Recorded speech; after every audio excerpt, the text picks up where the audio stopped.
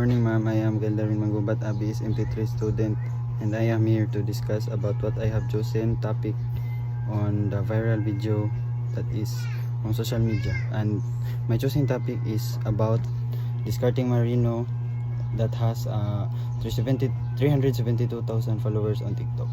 And based on my observation, my chosen topic is about his video that was captioned Tatak Boys International.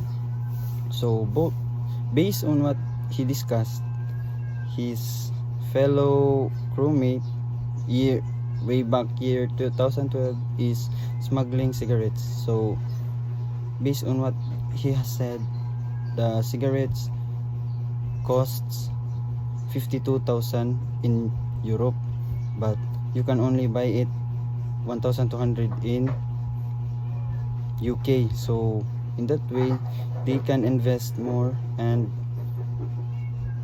they will make money more.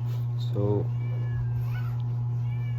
in the first few months they only smuggle at least 2 rims, and the strategies that they do is, first one is they will put the cigarettes on the garbage bag, and when it comes to the port it will be immediately delivered to the ship. So when it comes to the ship, their assigned crew member will immediately go to the garbage station to collect the smuggled cigarette.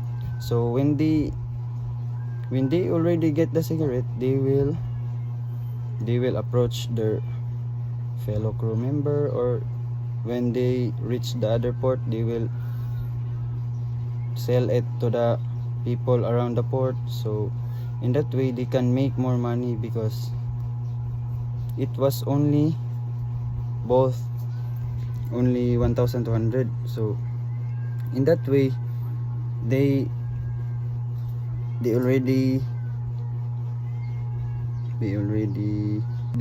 get a revenue, and